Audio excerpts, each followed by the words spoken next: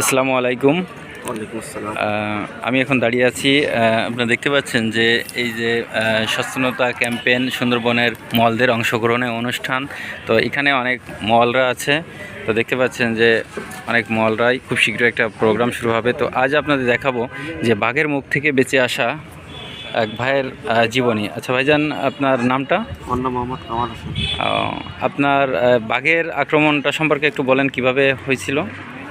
বাঘের আক্রমণ, আমরা তো সুন্দরবনে মাছ ধরি, মধু কাটি, মধুর সময় মধু কাটি, মাছের সিজনে মাছ ধরি। মাছ ধরা অবস্থায় সুন্দরবনে ছোটো ছোটো খাল আছে, খালের ভিতরে যে মাছ ধরে ওই মাছ ধরতে হতে আসতে হয় বন্ধু, যখন ভাড়াটা সরে আসে সে হয়ে মাছ ধরতে হতে আসতে হয়।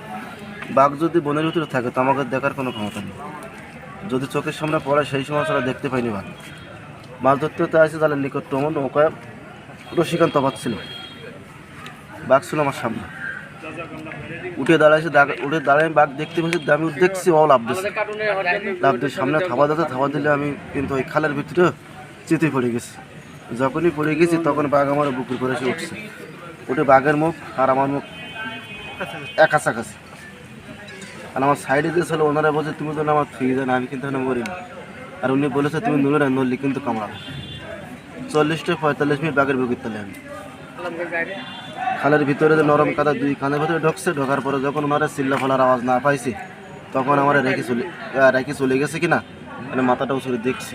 আর যখনই দেখছি তখন বাঘ হা করে এসে আমার মুখে কামাই ধরতেছে সেই সময় আল্লাহর কি রহমত দুই হাতে বাঘের গলা টিপে ধরছি। আর সাইডে ছিল ওরা কিছু পিটির সালে বাড়ি না, চোখের ভিতরে কাদা মারো, উনি কাদা ঝেলে মারেছে, মারলে বাঘের 2 চোখ বন্ধ হয়ে গেছে। যখনই বাঘের চোখ বন্ধ গেছে তখনই আমার ছেড়ে দিয়ে বনের ভিতর বাঘ চলে গেছে। উনি আমার নিকট মধ্যে আমার ধরে নিয়ে নৌকা আনলো। নৌকা আনার পরে কথা কাজে বলতে পারিলাম, কিন্তু চোখ তো এরা ছিঁড়ে গেছে আর বিভিন্ন রক্তক্ষরণ হয়েছিল। তখন আসলে সে ব্যাপারে একটা আমার ক্ষমতা ছিল না। ওইখান থেকে জাগিমালের থেকে নিয়ে ওখানে Khulna 250 bed, Khulna 250 bed treatment হচ্ছে আমরা 2 মাস টাস। তারপরে স্বাভাবিক জীবন আস্তে আস্তে ফিরে আসলো। তাহলে তো আপনি বাঘের মুখ থেকে বেঁচে আসলেন। আচ্ছা, এই বিষয়ে আপনার নামটা বলতেন যদি? আমার নাম মোহাম্মদ কামাল হোসেন। ঠিকানা? 4 নম্বর কারা 7 নম্বর ওয়ার্ড। আচ্ছা, আপনার এই যে ক্ষতিগ্রস্ত পরিবারের পাশে তখন কি কেউ দাঁড়াইছিল, বিশেষ করে সরকার বা বেসরকারি কোনো প্রতিষ্ঠান না বা কোনো মধু ব্যবসায়ী? সরকারিভাবে বেসরকারিভাবে কেউ আমাকে কিছু দেয়নি। যে আমার এই বর্তমান সমস্যা, আমার চোখের ডাইন চোখে ইনফেকশন হয়েছে, সবসময় পুষ আসে। আর এই প্রচণ্ড গরম যখন পড়তেছে, এখন গা মাথা ঘুরতেছে, ভালো কথা শুনলে খারাপ লাগে। খুব একটা মানে বর্তমান শরীরের দুরবস্থার ভিতরে আছে। আমার কেউ মানে বড় ধরনের সাহায্য আমার কেউ করি না কোনো কথা। আপনার পরিবারের সদস্য কয়জন? আমার পরিবারের সদস্য 6 জন। আপনি কি উপার্জনক্ষম একজন নাকি?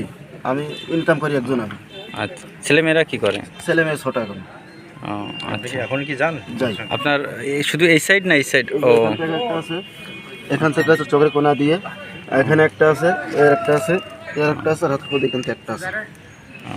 আচ্ছা, ঠিক আছে ভাইজান, অসংখ্য ধন্যবাদ আপনাকে এই প্রোগ্রামে আসার জন্য।